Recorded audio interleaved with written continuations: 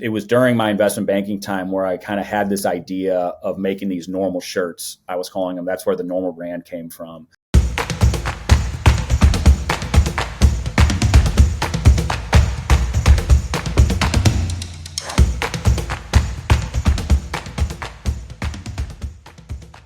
Well, hello, and welcome to another edition of the eCommerce Evolution Podcast. I'm your host, Brett Curry, CEO of OMG Commerce. And today we have a how I did it, how we built it story. I can't wait to dive into this. I'm visiting with Jimmy Sansone of the Normal brand, a brand I've been following for years now. Love what they offer, love their clothing, love their style, love their logo, love the story. And so we're going to unpack kind of how this came to be and how they did it and what they learned along the way and what it's like working with family and all kinds of really fun stuff. We'll see what's next for the Normal brand as well. So lots of good stuff to unpack here. With that, Jimmy, welcome to the show, man, and thanks for taking the time. Thanks for having me, Brett. Excited to be on.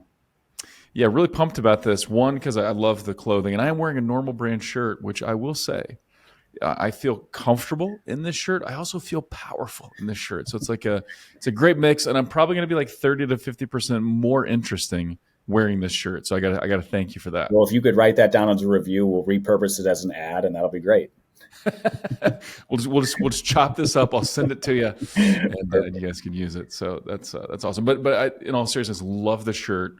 Love what you guys are doing. It's funny. I got on your SMS list somehow, email list. I signed up for it somehow, some way.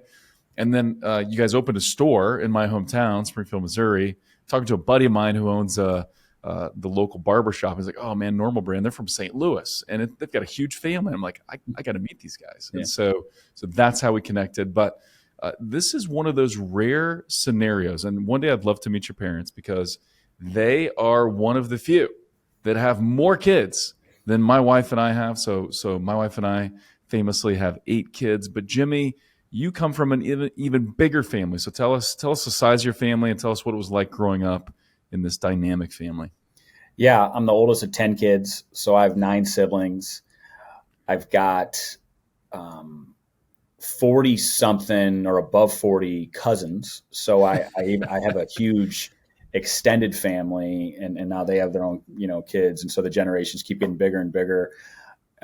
A ton of fun. It was like growing up on a team. We played team sports our whole life, but really when you're kind of born on a team, I honestly, I think I wouldn't have it any other way. And I think it teaches you a lot of life lessons. I think it teaches you how to, get along with people, management, things like that. And so, childhood was awesome. And still to this day, my siblings are my best friends. So it's a great blessing.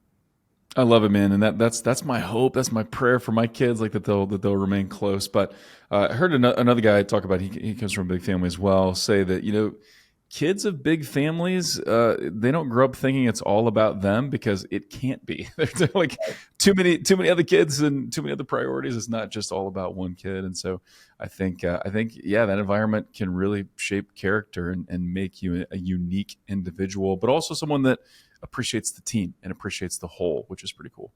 Yeah, I think definitely you've got to learn humility. It's not all about you, and frankly, you're judged on kind of how you treat your siblings because it's making life better for your parents. Really, is what we should have been trying to doing when we were older, and sometimes or when we were younger, and sometimes we did, sometimes we didn't. But yeah, super blessed. No, I'm going to clip that part and show that to my kids. So yeah, thank you for that. Now we're reciprocate. But yeah, our parents were just incredible, just phenomenal role models, and kind of really showed us the way and how to do things. And so it wasn't very hard. It was pretty easy. That's amazing, man. So do you guys still get together for dinner, like family dinners on a somewhat regular basis? Oh yeah. Yeah, if you miss Sunday dinner, you've got real problems. And I live like 5 minutes from my parents' house. So, I'm over there. We work out together, a lot of us. So we've got an 18-year-old brother who's a senior in high school. So we go to all of his games. Like he's a quarterback, right? Plays football. He plays football, and then he plays lacrosse. He's playing lacrosse right now. And so those sports definitely keeps us together. But if we go even a day or two without seeing our parents, I would say that's an odd couple of days. Love it, man. Love it, man. The Sansones are my role models, so hopefully we can do something similar in the Curry household. Curious now, so you're an entrepreneur. It sounds like most of your family, they're entrepreneurs. Did that come from your parents? And if so, kind of how?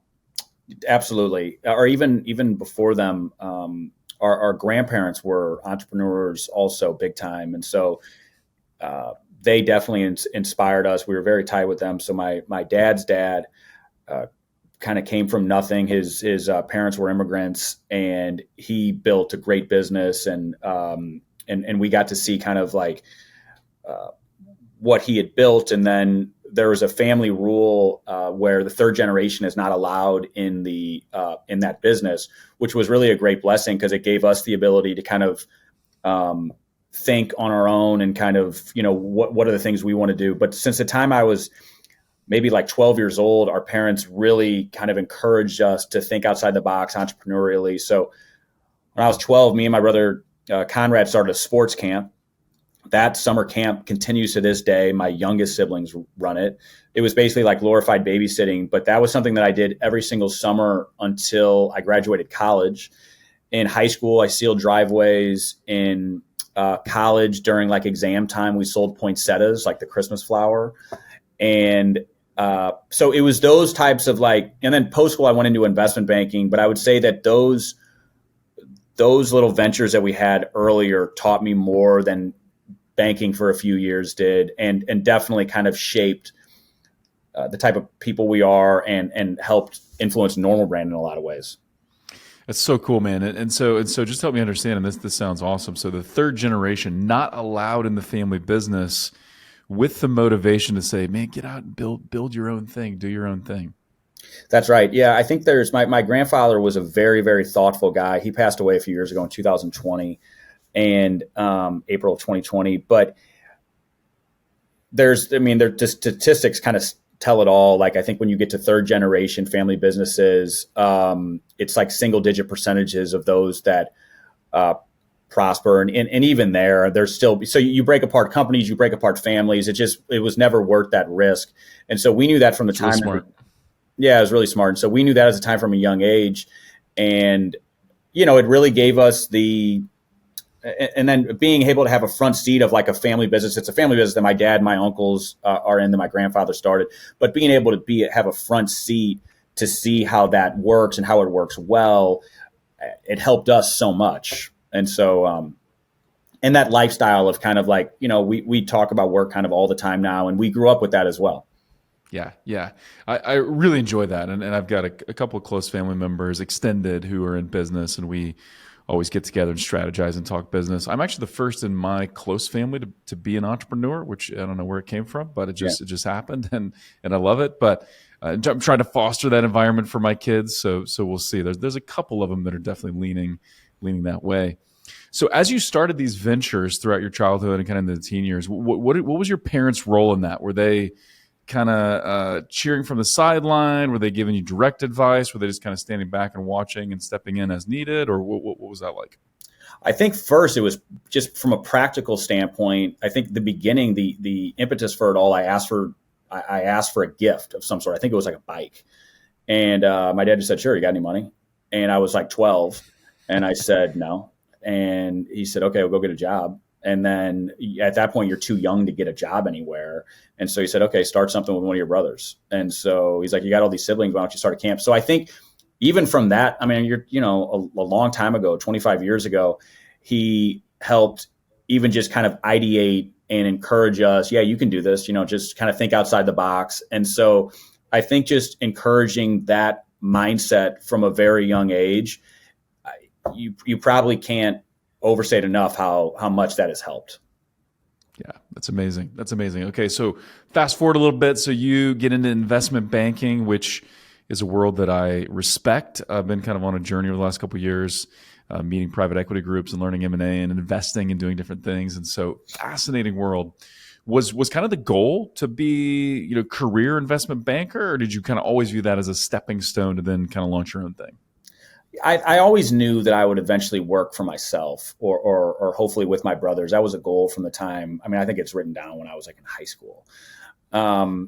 but I didn't really know what that meant, honestly. And so I would say it was during my investment banking time where I kind of had this idea of making these normal shirts. I was calling them. That's where the normal brand came from, and it was this idea of something comfortable, well-fitting, durable, and versatile was kind of like the three main pillars at the beginning. And so I started getting these shirts made. People were asking me about them, and I was like, well, maybe more people would want these. So I quit my job. And was the idea because you didn't have a shirt that you fell in love with, or you kind of always been drawn to fashion, or? Yeah, I was pretty. Yeah, I had a big passion for clothing my whole life. Again, kind of inspired by my grandpa and my dad. So, in the 90s, right, they were all wearing suits to work, like really buttoned up. And so when I was like 16, I remember I asked for a custom suit. So like the formal wear was like a big thing, but I loved clothes and just, I'd lay out my outfits. I'd think about how does this color work? I'd really kind of shop with my hands. So when I go into stores, I was really, really into clothes. I also kind of had a creative inkling. I like, drawing and writing and doing other things. But honestly, the idea of being in fashion for a profession never even came into my mind, ever. It was never even a consideration. I thought maybe real estate or I went into finance, business, stuff like that. Like anything else was kind of like stupid talk. But it wasn't until I was in banking and kind of had this idea. And again, I remember talking to my dad and he was like, yeah, you can do it. Why don't you just, give it a shot? And so I think that kind of confidence that they would instill in us was phenomenal. It's amazing. So that was 2015-ish, right? You're making these shirts. People saying they love them, and you go for it, and you start in the basement, right? Basement of your house is where you're either making clothes or packing them and shipping them or whatnot. So talk about those early days. Yeah, that's right. Yeah, I was. It actually took me a few years to kind of figure it out. So I left my job in 2012, didn't sell my first shirt to 2015. So there was some kind of, I would say that I wasn't, I had to do some growing up in those times, in that 3 years. But finally got to the point where it was like, I put myself in a position where it was like kind of back against the wall, like, it's either do it or don't. And that was a really important thing.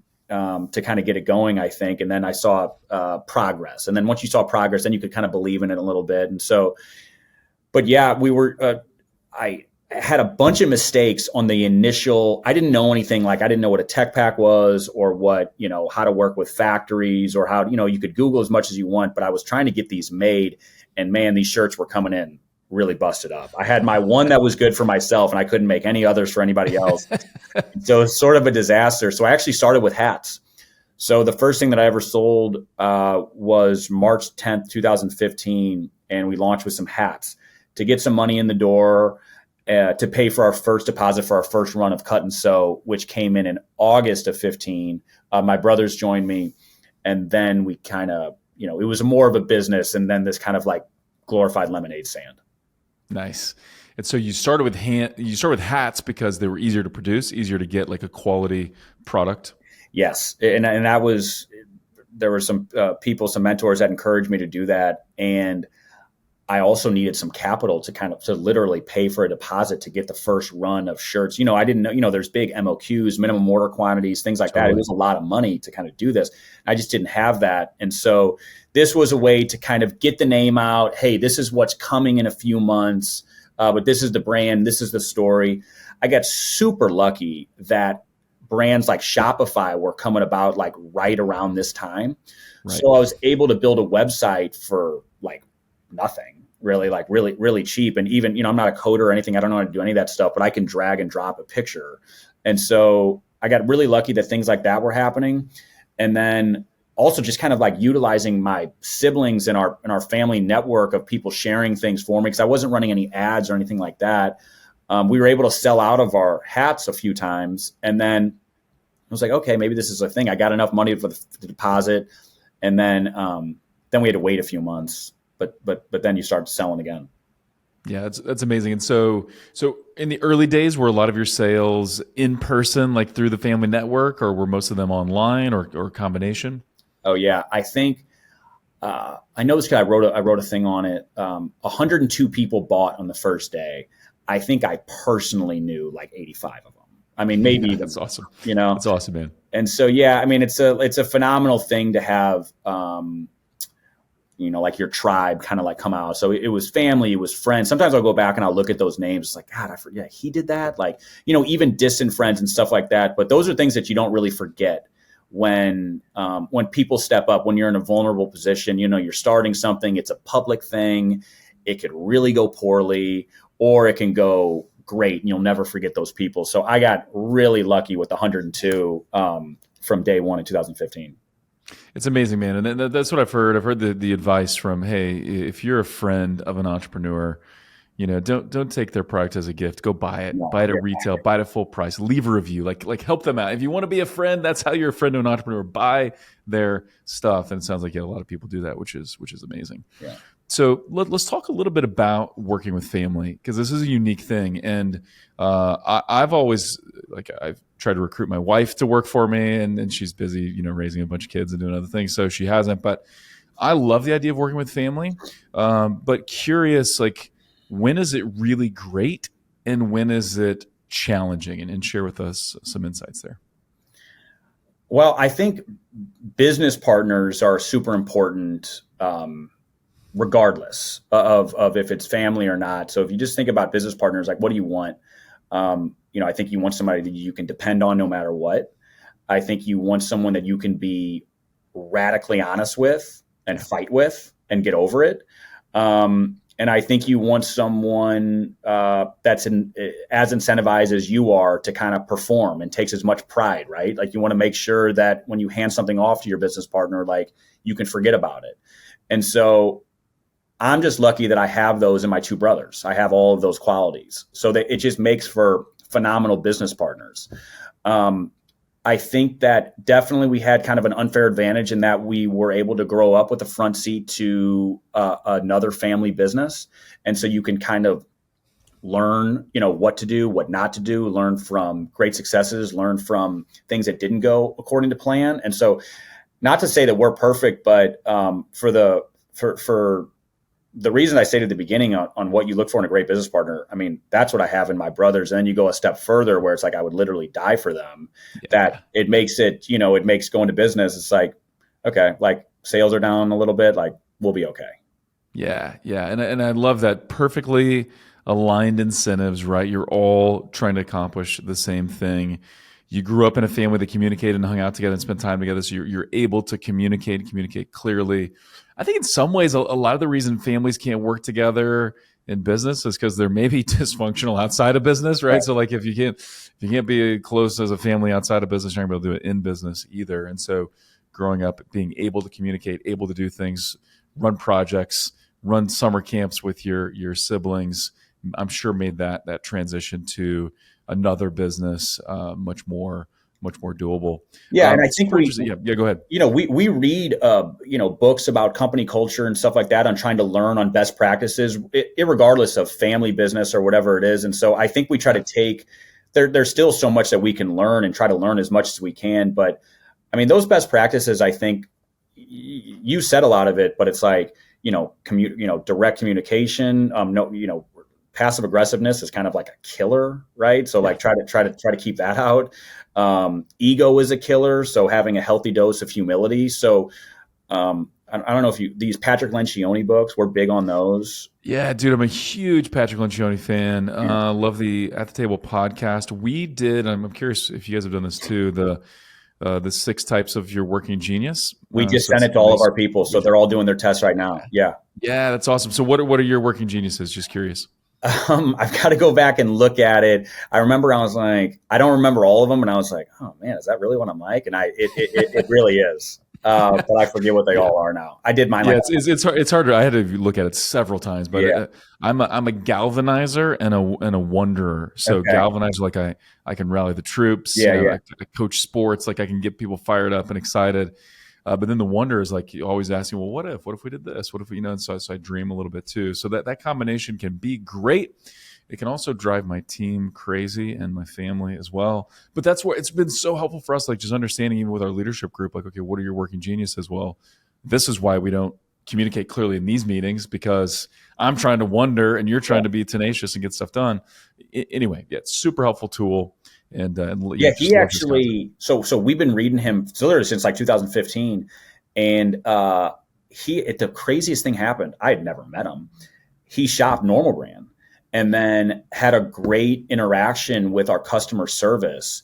And he wrote a note in and saying like giving a shout out to Colby D, our head of customer service. She sent it to us. And I was like, no way, Patrick Lencioni.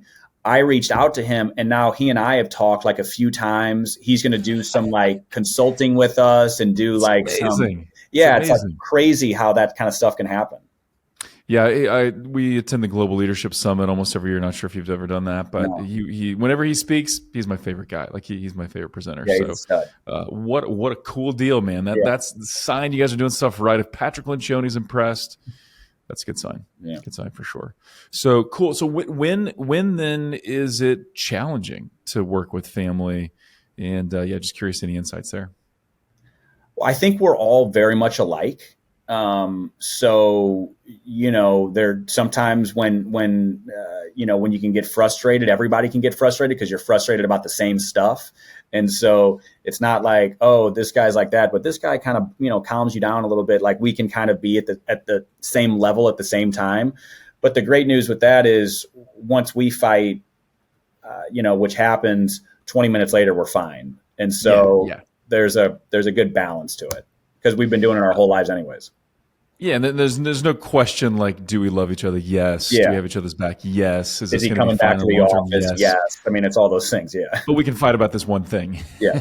Yeah. And that's actually, that's another Patrick Lencioni thing. This wasn't designed to be the Patrick Lencioni podcast, but it's becoming that a little bit, where he's like, good meetings should have tension, right? If you're in a meeting with leadership or with your executive team and there's no tension, there's no disagreement ever, like something's wrong. Either the meeting's not necessary or somebody's not necessary that's there. Like there should be a little bit of tension. And so having that is super productive. Yeah. So cool, man. Well, let's talk about store expansion. So your online experience is great. I know we skipped a lot of years there, but you grew online from the site you developed on or that you built on Shopify, and now you got a beautiful site. But when did you kind of make that decision to launch your own retail stores, and why your own store versus just selling through traditional retail? Well, so we started online, and then we got into wholesale really heavy. And wholesale meaning like sell through other retailers. That was a majority of our business for a year or two, and then the online kind of caught up. But I think it was through that wholesale expansion where we were able to see like really, great performing retailers. We were able to also see ones that failed. You could kind of and learn things about what made, one store in one town great and another store across town not good, right? Like what's the And were you guys selling all over the country, or was it more kind of in the Midwest initially? Okay. We really sold all over the country. Yeah. Like Southeast, Northeast, Midwest, and some West Coast too, but a lot in the Southeast, Northeast, Midwest. We're in like 400 some odd doors right now. And so wholesale is still a big part of our business, but we got to definitely learn a lot. And then, to have a major brand, which we want to have, you have to have your own stores. And, there's only so much of your brand that you can experience in somebody else's store or even online. Whereas, to walk through a physical space, we do as many meetings at our stores as we can, like with people to kind of, if we want them to really kind of understand who we are, because it's really like you're walking through something that was once just in your mind, right? In the physical space. And so, so our first one we opened in August of 2019 in St. Louis. And that's been voted best men's store like a few years in a row. And then 2020 happened. So we kind of like, we were about to do one, and then the pandemic happened. So we were like, okay, let's hang on. And then we opened our first out of town one in August of 21 in Nashville. And my brother Conrad really runs like all of our store expansion. My brother Land runs all of our wholesale stuff. So it's really like, those guys being able to kind of like take it and run with it, and me kind of working on product and some of the creative stuff it's a really good balance. But yeah, once we proved that the store could kind of like, because, we're like, okay, well, will people buy it outside of St. Louis? And then we saw that it performed really well in Nashville, and we're like, okay, let's go. And so last year we opened 5 stores. So we're up to 11 now. We'll open a few more this year. And yeah, it's been a great venture for us.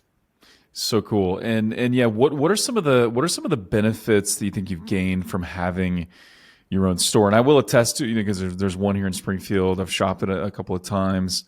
It's just got such an amazing look and feel. Oh, and I also want to ask, did I read that your mom designed the stores, or was Key instrumental in designing the stores? Yeah, big time. Yeah. She's a key part of kind of like the overall design, the aesthetic. She helps us like source these crazy antiques from all over the place to kind of really give it that extra level. She was big on, hey, it's got to smell a certain way. Yeah. Yes, our mom is a beast. That's amazing. It's amazing. So what all are the benefits from owning your own stores? Like, what are some of the probably obvious benefits, but maybe some of the unexpected benefits, intangibles, things like that? Yeah, I think unexpected may be that you really get on the customer service standpoint, on the customer service side. When you meet with our people there, we really want it to feel like it's an extension of our family. It's an extension of the brand, and so. We want people to feel like it's, a second home. We want them to feel at home, like they're a part of the family and walking in. So I think that there's a ton of training that we do on our side. I mean, thick handbooks and kind of like a lot of formulaic stuff to kind of make that be a thing. Like you're going to be greeted within 2.5 steps of walking into our store. You're going to be offered a drink within 3.5 steps, right? It's things like that from a training standpoint, but then manifests itself in hopefully like a real authentic way. But we want people to kind of experience the brand in all the senses, right? So we want them to be able to touch the clothes, smell it. Hopefully it's a great smell. We've got candles burning. From sound wise, we've got good music on. Be able to try on the clothes, of course. But I think it just gives you a chance to kind of have a real personal connection. And what's really cool is we've seen that our managers and team members at these stores have been able to foster like these great relationships with the local community where like they'll have dinner with them and things like that. So, it's a little bit different in that we're trying to be a part of the fabric of that community wherever this store is. And so, it's an extension of our brand getting a lot more local. Yeah. And you guys do an excellent job of it. And even like the partnership here in Springfield with Hudson Hawk Barbers, like you're connecting with other local brands that are a good fit for your brand. And yeah, it's just a good experience, man. And it feels like you're kind of stepping into your catalog, and you have beautiful photography, and the furniture just feels cool and looks cool. And I've got pretty long arms. I've got pretty broad shoulders. So I wanted to come in and try a few things on. Sure. I ended up buying online, but it was great just to be in there touching and feeling. And I remember when my executive assistant, who helped kind of structure and organize the podcast, he's like, I went to the mall and I went to the normal brand store, and it's amazing. Like he was going on and on about it because he experienced it in person. And so that's cool. Did you see other parts of your business accelerate once you started opening stores, and once you got to a tipping point of stores? Like, did online take off more? Did other areas take off more? Just any interesting insights there? Both. Yeah. So we actually saw, wholesale, you would get, maybe you would get worried, like if you open a store in a town where you've got a wholesaler, like another retailer that you're selling through, like a third party, is that going to hurt their business? And we were very sensitive to that because we really came up through wholesale and online, but through wholesale. So we would bend over backwards for our wholesale partners and still will. And whether it's showing up for trunk shows or showing up, oh, hey, this wasn't right. Like, okay, let me swap you out of that. Let me get you this. So my brother Lan really kind of spearheads that, and he just does a phenomenal job. He can be kind of like everywhere at once. But we were worried about those stores. And what we found was that in cities where we open a store, our other retailers that are there actually do better, which was awesome. I think it's just the name gets out there, and then their customers are shopping there, and they're like, oh yeah, I know what that is. Let me grab this. So our business got better within those, which is awesome. And on the online side, the same thing happened. We have found that in the markets where we have a store, our online presence grows. Those people come shop in a store, it's a high percentage of them will buy online later. So it's a good kind of customer acquisition tool as well. Totally makes sense. And did you have any of those retail partners that were a little bit resistant at first? Like, hey, we don't really want you opening a store in our town type of thing? Yes, absolutely. There were some uncomfortable conversations for sure. But we were very direct about it and very honest about it. And we said, just hold on, just wait, see what this does to your business. Because we had done a bunch of research and talked to other brands and things like that. It's not just unique to us, that happens. Yeah. And then, then it's always a great thing where after a season or two and you have the conversation, they're like, you're right, that, we're killing it now with you guys. Like, Yeah. Yeah. And now you've got the data, now you got the proof, you go to the next city. Now you can really tell this compelling story to your retail partners, your wholesale partners that, hey, this is going to be a good thing. And we still go, we actually still go to like, whether it's trunk shows or events at those retailers, like where my brother will show up or whatever and promote their store. Like they're nice. A very important part of our business. That's awesome. So really, and we're going a little bit out of chronological order here, but so you in the very early days, like wholesale was a staple of the business. Would you say, was that like the majority of the business in the early days? For sure. Got it.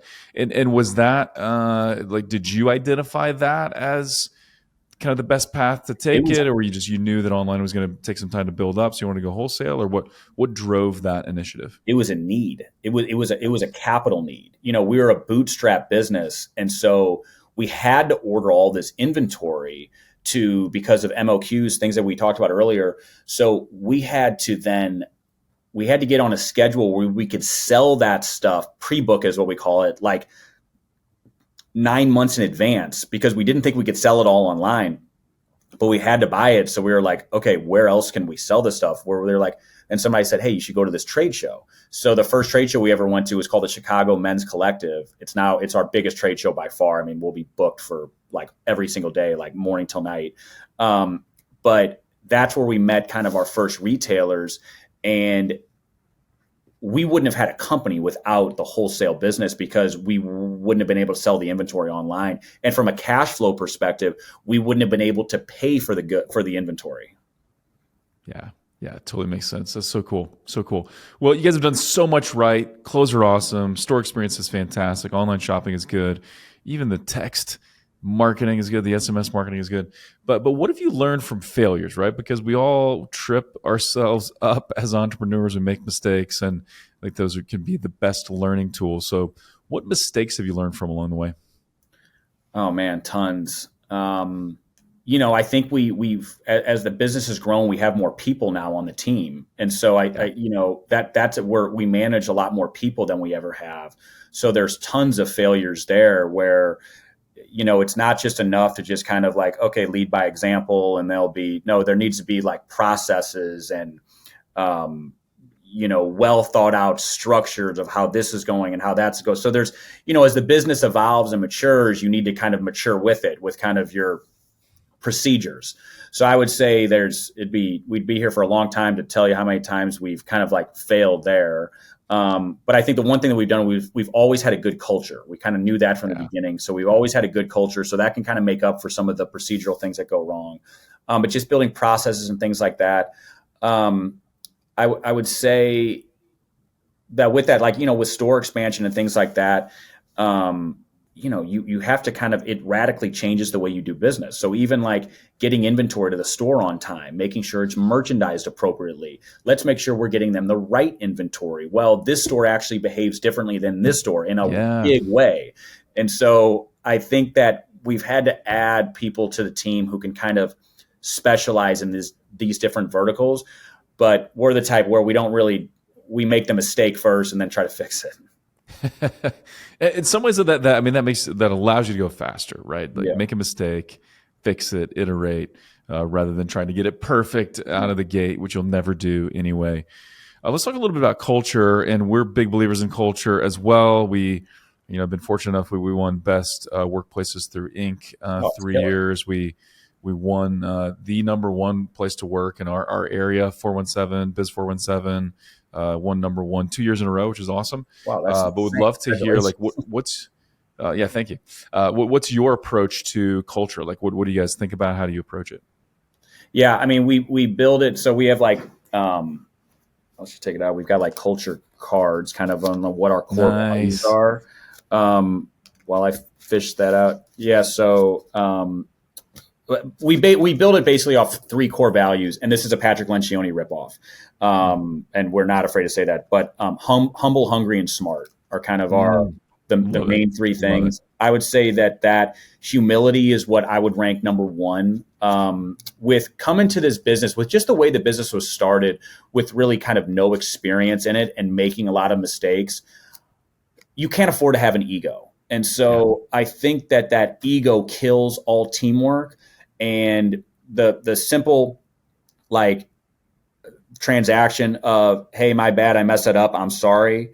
And equally as important on the other side is all good, let's move on, right? Like that transaction is like grease on the wheels for a team to move forward.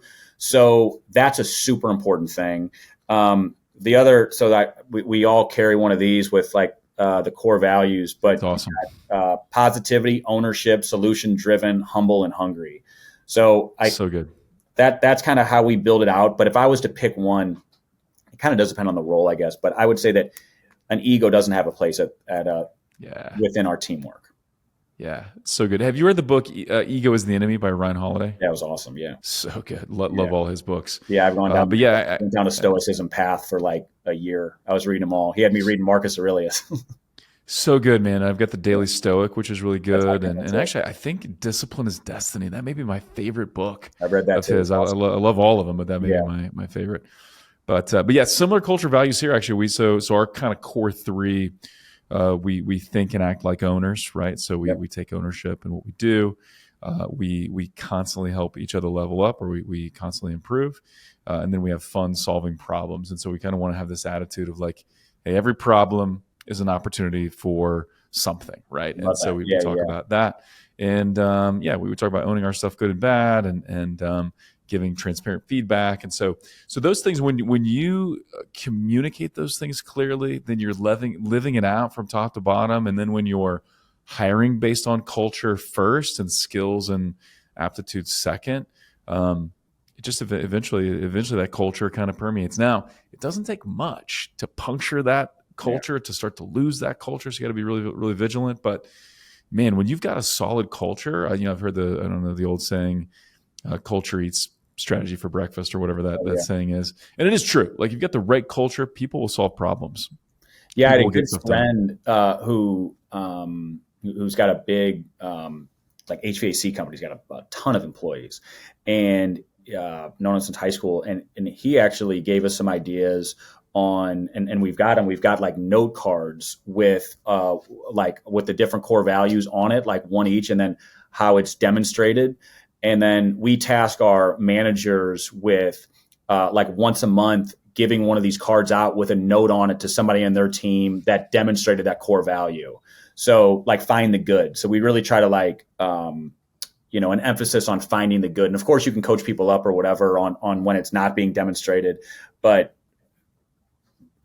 giving a shout out to when it is demonstrated, I think reinforces how important it is.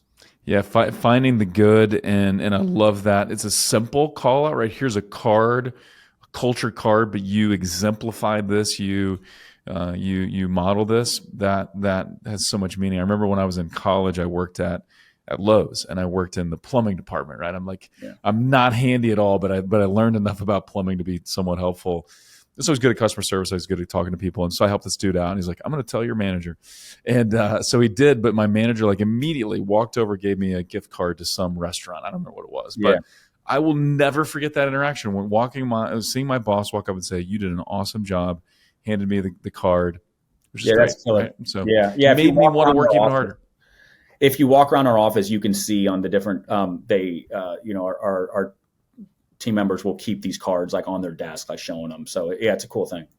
That's very cool. Again, not an original idea at all. A lot of times the best ideas are not original, right? And that's one of those where I think being an entrepreneur, like you just borrow good ideas from where you learn them and apply them. And it's more about the application, the execution, rather than like coming up with brand new ideas that really sets you apart. So that's awesome. What's next, man? So what's next for Normal Brand? I know there's probably some top secret stuff you can't talk about, but But what can you share with us? What's on the roadmap ahead? I think our merchandising strategy is definitely, product is what I love, right? Like there's no better feeling to me. Like I'm staring at you and you're wearing one of our shirts. I'm making sure it's draping right and things like that. So like I love clothes. And so I can't talk about anything with Normal Brand without talking about like what we've got coming up. We're always a few seasons ahead, right? Like I'm thinking fall 25 right now, but fall 24, I would say, just with the new fabrics we've got coming out and the merchandising strategy of giving kind of people more what they want, and we've got the data behind it where we can make a lot more educational, decisions on this. It's not as much gut. It used to be like, I don't know. I mean, like I like this. Like, you think they'll like it, right? That's how it used to be. And so I'm pumped about the collections we have coming. I'm also excited about some of the different, some of the different initiatives we've got at our stores. I think we're really getting out with the community and connecting with the community, and we're, onboarding a bunch of new people that hopefully make that experience, make people's days better. So I don't know if there's like one thing. I'm always excited about the future. Yeah, and usually it's a lot of little things, right? And one thing I'll kind of mention, because I think this ties into the physical store thing. Shopped at Supplement Superstore a couple times, and actually I think the owner, right? He's a St. Louis guy as well, correct? Yeah. So the first time I went in, the store's been here forever, right? I think he opened it when he was going down this year or whatever, opened the store. So I went in, talked to this girl. She must have been in college or whatever. Told her kind of what I was working out and my family working out and stuff. And so I picked a product. I bought it, kind of end of story. I get a card like 2 days later from this girl that helped me. And she's like, hey, hope workouts are going good with your wife and your daughter. We sometimes go to the gym together and stuff. Yeah. And it was just really cool, man. So it was an awesome experience. So I was like, well, I can't buy this online now. I got to go back to the store because, and so now every time I go to the store, I get a handwritten thank you card that says something about the interaction that we had. So, those little touches, man. We copied off them in that. We do that. Yeah. So anytime you shop our stores, you get a handwritten note that gets sent out by the next day. Those guys, Supplement Superstore's First Form, total studs, an incredible culture, a great product. They've been phenomenal friends. First Form is really good. Like I would have just like skipped the story if I didn't like the product. Yeah. The product is really good, so I keep buying it. And the in-store experience was awesome with it. Yeah, yeah, we've got it all here. Yeah, that's awesome, man. Really, really cool. So pay attention to Normal Brand. I encourage you to shop for it or shop for it for your husband or significant other, whoever. Check out the website. Get on their email list and SMS list. That's one of the things that I do if there's a brand that I really like and admire. Even if I don't plan on buying something, I'll get on their email list and just kind of check out what they're doing. And so you guys do a great job there as well. So how else can people connect with you, Jimmy? I see you're somewhat active on LinkedIn. Are you active on any other socials? Yeah, I'm like somewhat learning LinkedIn. Instagram, we're on Instagram at the Normal Brand. And those are kind of the big ones. Cool. Yeah, and I notice you don't post like all the time on LinkedIn, but when you do, it packs a punch. That's what I'm just celebrated. Yeah. And just celebrated 9 years, right? So you just had your 9-year anniversary post. Yeah, I always get my feelings on those anniversaries. So yeah, that was I just did a post talking about our parents, which it was really good, man. Really good. Worth going to LinkedIn to read that. If you enjoyed this story, go check out the post, and I think you'll really, really enjoy it. So, Jimmy, this was awesome, man. We'll have to do this again sometime, and really appreciate it. Thank you, Brett. Thanks for having me on, and this is a lot of fun. Absolutely. And as always, thank you for tuning in. We'd love to hear from you.